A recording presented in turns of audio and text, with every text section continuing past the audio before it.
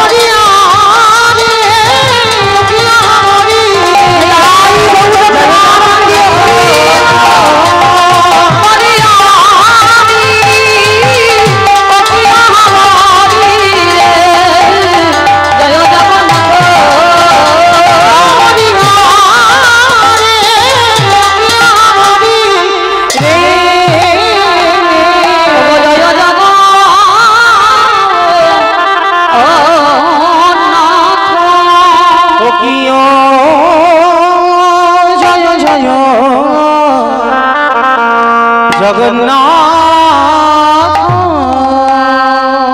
আজ জয় জয়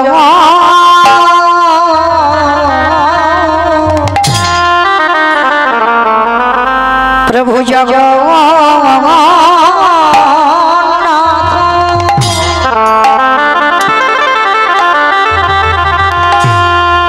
প্রভু জয় জয়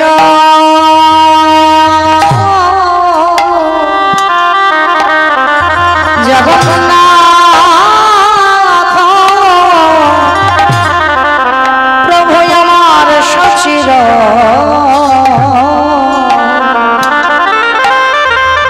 আজ সচির নন্দন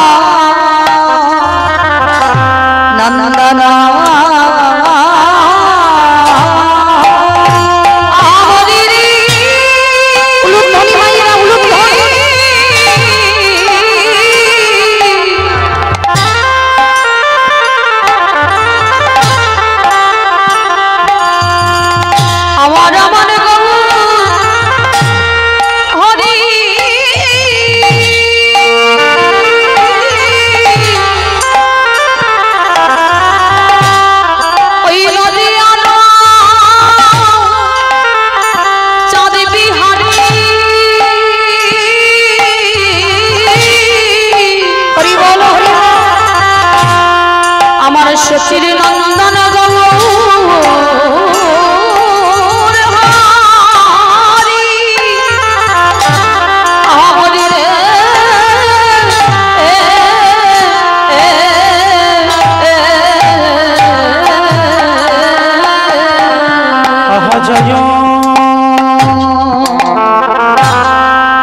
জয় জয়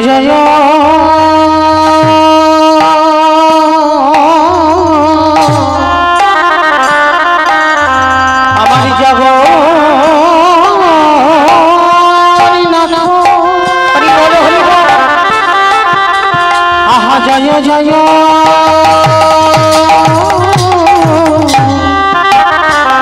জগন্নাথ প্রভু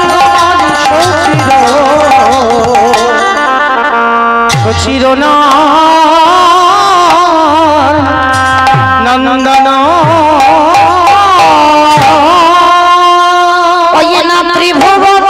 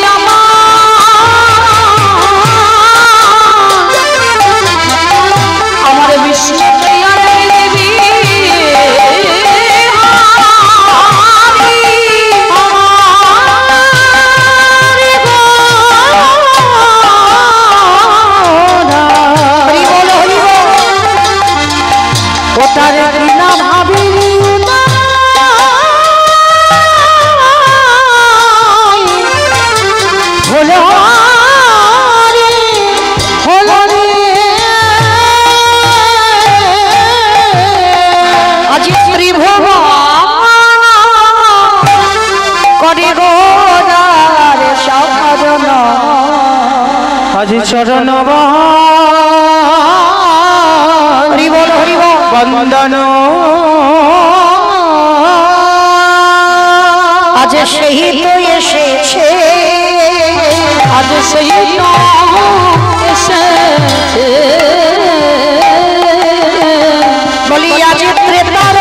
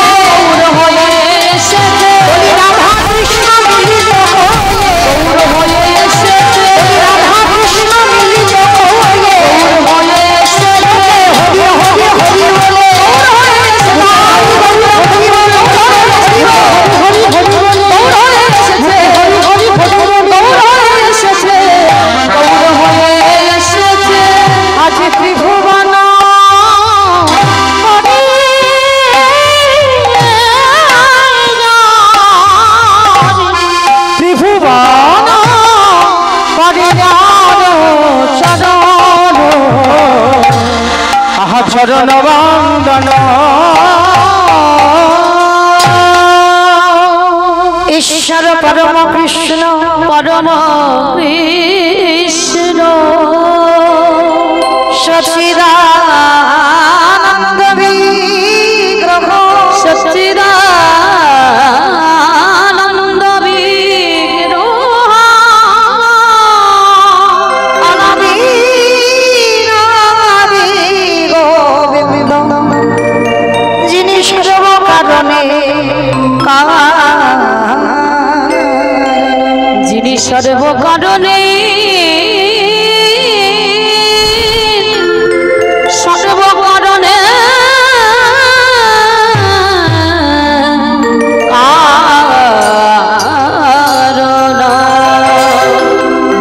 আনারে বেত ছড়ি ছিড়া অনার পিত ছড়ি মিছিরা করুণা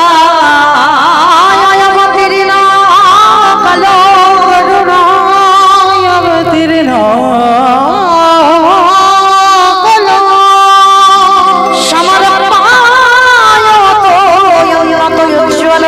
উজ্জ্বল রসা আদি পৌর সুন্দর দ্রুতি কদম পিতা হৃদয় সুন্দরে সচিদানন্দ শ্রী সচিনা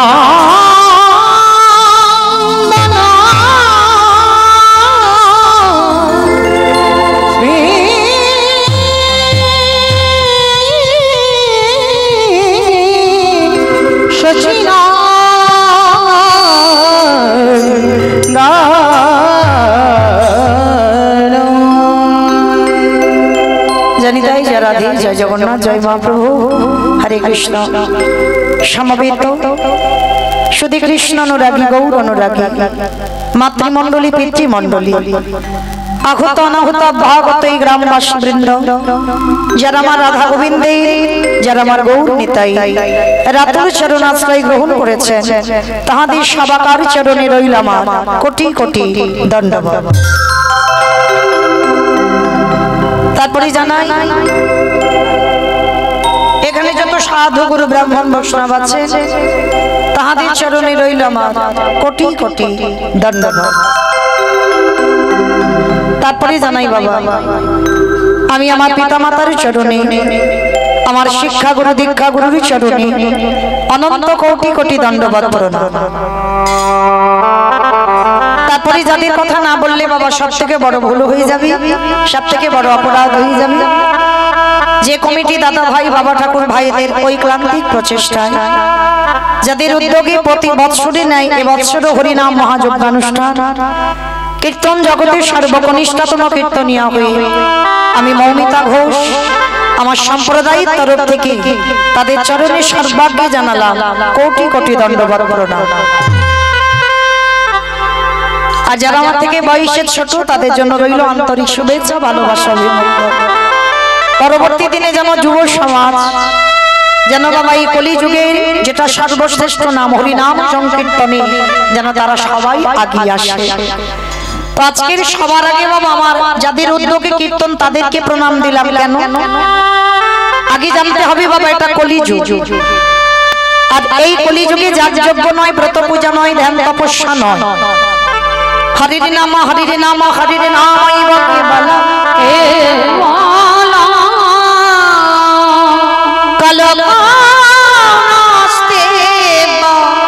নাস্তে নাস্তে গতিরা গতিরা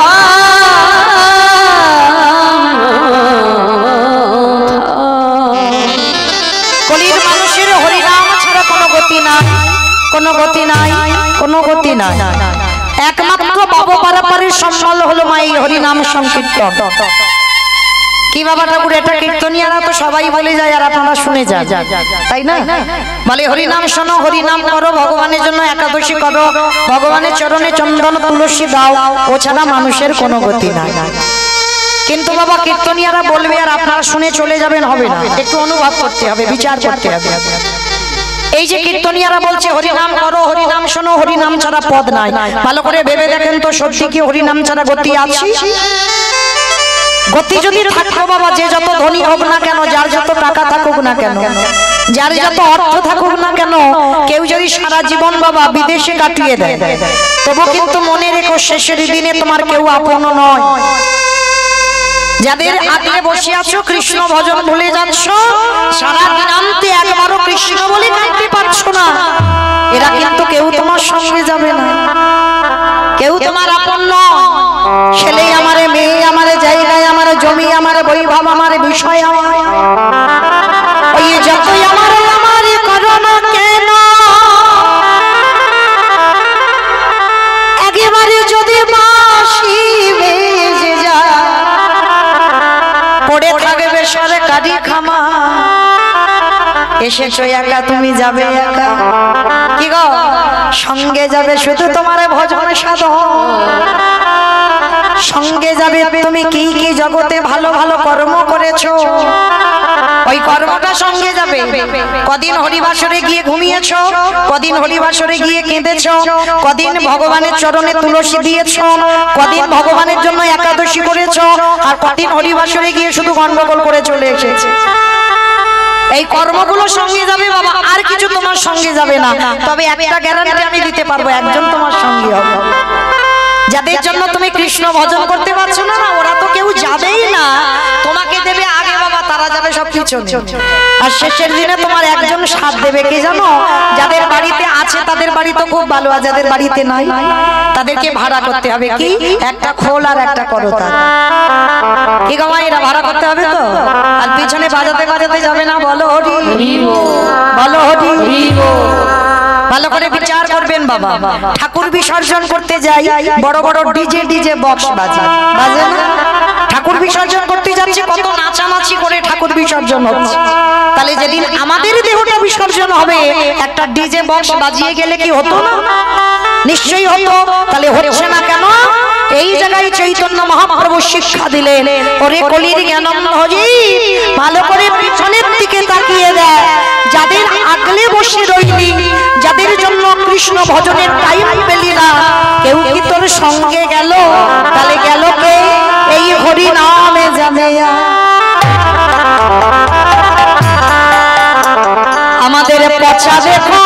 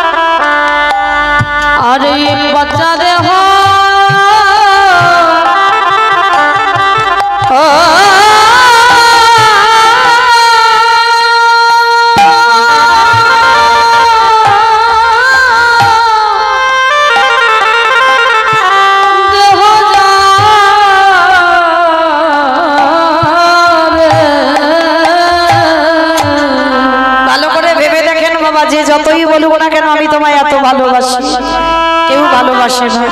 ভালো যদি বাঁচতে হয় একজনই তোমায় ভালোবাসে, যিনি হলেন বিশ্বের স্রষ্টা মালিক ভগবান। যদি বললাম কেন বললাম না এত বড় কথা, কেউ তোমায় ভালোবাসে না। দেখবেন একদিন তোমার রান্না খারাপ হয়ে যাক, কত মুখ নাড়া শুনতে হবে, কত কথা বলবে। যদি তোমার ছেলের কথা না শোনো তো ছেলে কত কথা শুনিয়ে দেবে। কই একদিন যদি ভগবানকে যদি খেতে দিতে দেরিও হয়, কই ভগবান কোনোদিন তোমার মুখের উপরে কোনোদিন কথা বলেছে? একদিন খেতে না দিয়ে যদি তুমি কোনো আত্মীয় বাড়িতে যাও, সে পরের দিন এলে বলবে না যে একদিন আমায় খেতে দিলি না কেন? ভগবান আমার ভক্তের কাছে খেতে চাই না গো। কোনদিন বলেন আমায় রজনীগন্ধার মালা দিয়ে সাজিয়ে দাও,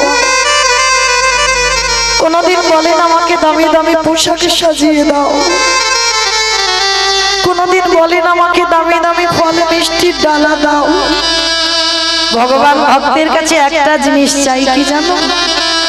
ওরে কলির জ্ঞানন্ধজি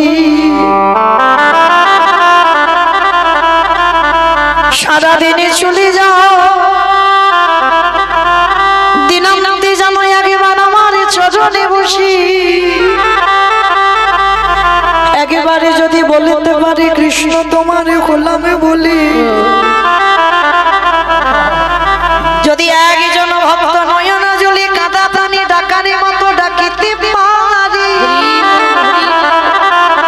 আমার ভগবান বললেন পৃথিবীর আমি যে কোণে থাকি না কেন, ভক্ত যদি একেবারে নিরজনে কাই মনোভাবকে ডাকি, আমি ভগবান হয়ে তারে ঘরে কি করি জানো? ও তারে ভিতরে বাহি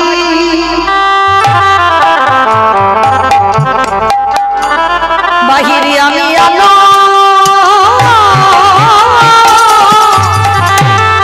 আলো, যে জন ভগবান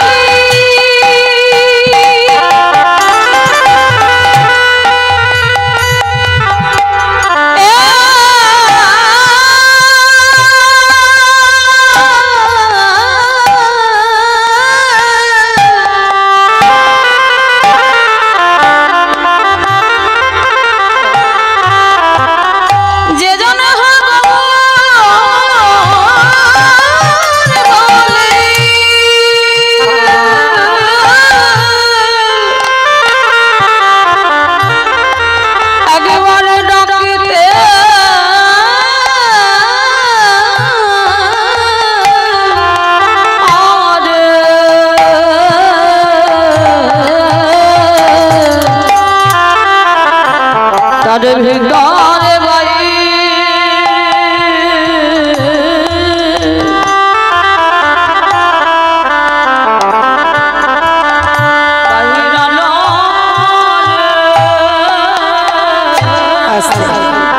বাবা ঠাকুর আমরা মনুষ্য বলে জন্ম নিয়ে আমরা এখন ভগবানকে চিনতে পারছি না।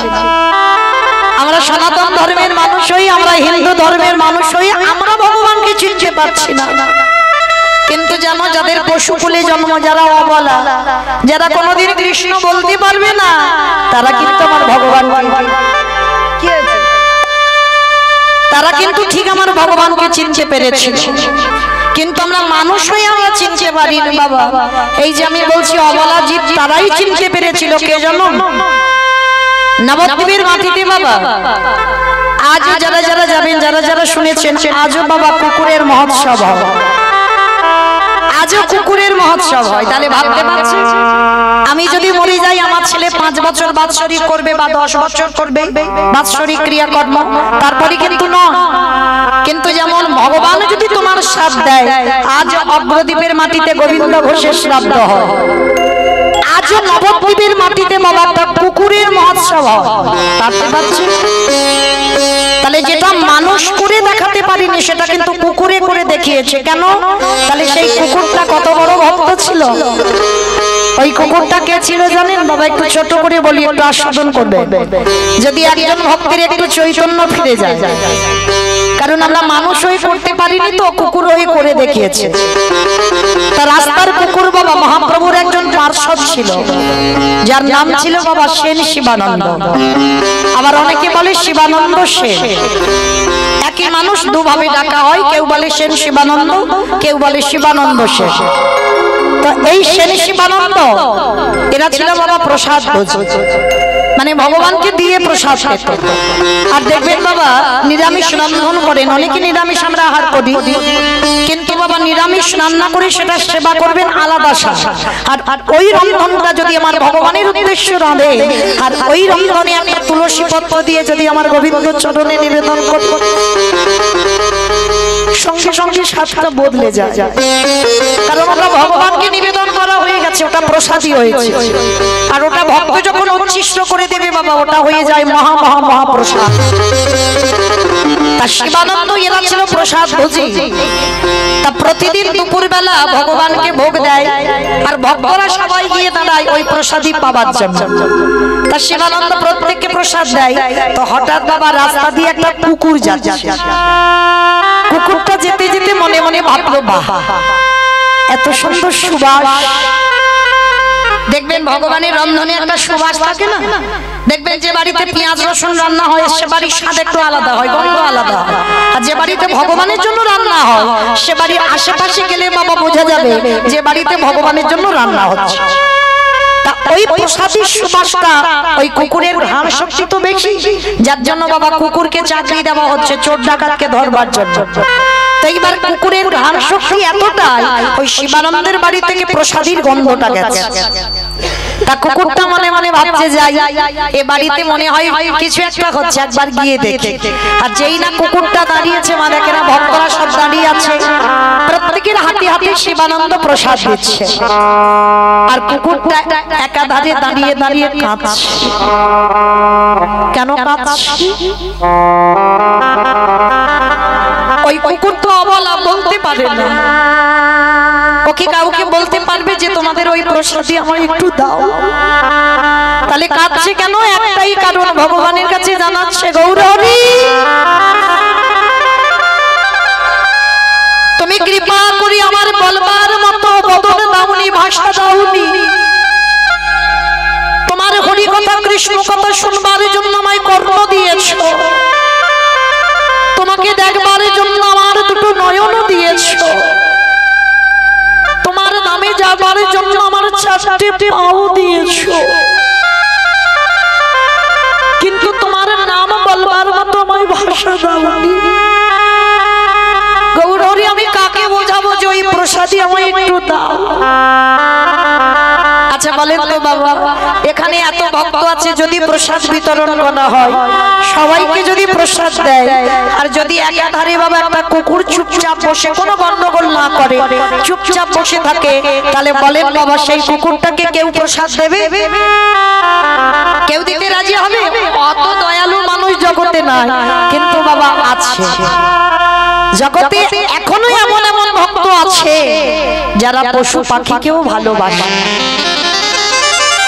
আর শিবানন্দ সবাইকে প্রসাদ দিচ্ছে, আর প্রসাদ দিতে গিয়ে দেখে না মা কুকুরটা একাধারে চুপটি করে বসে আছে। আর কুকুরটার কাছে যেই না গেছে শিবানন্দ গিয়ে দেখছে কুকুরটা দাঁড়িয়ে দাঁড়িয়ে কাঁদছে। অবলা জীব তো কিছু বলতে পারছে না। আচ্ছা মাইরা, ভক্ত চিনবে কি করে? এই আমাদের মতো গলায় তুলসীর মালা দেখলে মনে করবে ভক্ত, দাদার সঙ্গে তিলক সেবা করা দেখলে মনে করবে ভক্ত, ভগবানের প্রসাদী গ্রহণ করি ভক্ত, শিখা রেখে দিয়েছে গেরুয়া বসন নামের মালা হাতে দেখবে ভক্ত না। জগৎটা নগরে ভরপুর হয়ে আছে বাবা, তাহলে ভক্ত চিনবে কি করে? ত্রিনাদপি শনিচিন তরুরিব সহিষ্ণু না অমানিনা মানদিন কীর্তনীয় সদা। যে ভক্তের হৃদয়টা ঘাসের থেকে আরো নরম হবে, হাজার কটু কথা বলবেন, হাজার গালাগালি দেবেন, একটা মুখের উপরে কথা বলবেন। আর ভক্ত চিনতে গেলে বাবা ভক্তের নয়নের দিকে তাকাতে হবে। একবার কৃষ্ণ নামে যার হৃদয়টা দুলে উঠি, একবার কৃষ্ণ নামে যার নয়নে কৃষ্ণ নামের বাড়ি ছোট, কৃষ্ণ নামে কাঁদে, নয়নের দিকে তাকালে বুঝতে পারবে কিঞ্চিত ভক্ত হবার যোগ্যতা অর্জন করেছি। তা শিবানন্দ গিয়ে দেখছে কুকুরটা বসে বসে কাঁদছে। শিবানন্দ কুকুরটার কাছে গিয়ে বলছে, কি রে কাঁদছিস কেন, কি হয়েছে তো আমায় বল, তোর কি শরীরটা খারাপ, তোর কোনো কষ্ট হচ্ছে আমায় বল। আর কুকুরটার দুটো চরণ শিবানন্দের গলার উপরে তুলে দিয়েছে। কুকুরটা যেন বোঝাতে চাইছি, দয়াময় তুমি তো আমার বলবার ভাষা দাওনি, আমি কি করে বলবো, কি করে বোঝাবো যে আমি ভগবানের প্রসাদী একটু পেতে চাই। ও দয়াময়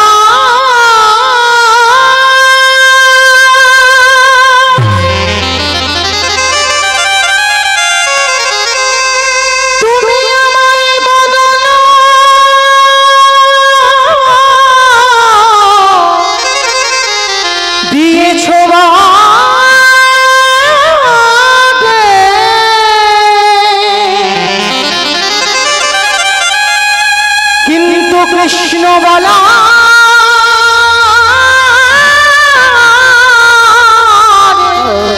মত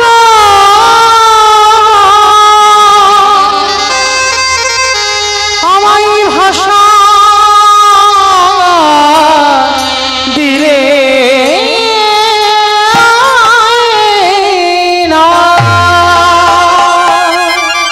তুমি বদলে দিয়েছো সেবার জন্য, কিন্তু বলবার জন্য ভাষা তো দাওনি। শিবানন্দ বুঝতে পেরেছে এক ভক্ত আর এক ভক্তের মনের কথা বোঝে। কুকুরটাকে জড়িয়ে ধরে বলল, কি রে আমি বুঝেছি, তার মানে তুই একটু ভগবানের প্রসাদী পেতে চাস, আয় আমার কাছে আয় তো দেখি। তো শিবানন্দের ভাগে যে প্রসাদীটা ছিল কুকুরটাকে দিয়েছে, নে খা, এখানে বসে চুপটি করে খা। আর ওই যে কুকুরটা জেনে গেল মাঝে তাই প্রতিদিন ওই ভগবানের যখনই ভোগ লাগায় কুকুরটা তখনই শিবানন্দের বাড়ি ছুটে আসে, প্রতিদিন ভগবানের প্রসাদী পায়। আর প্রসাদী পেতে পেতে বাবা আজকের দিনে হয়ে গেছে একাদশী। আর ভক্তদের বাড়ি কি একাদশীতে অন্ন হবে? হবে না। একাদশীতে অন্ন তো নিষিদ্ধ, একাদশী অন্ন সেবা করা মহাপাপ।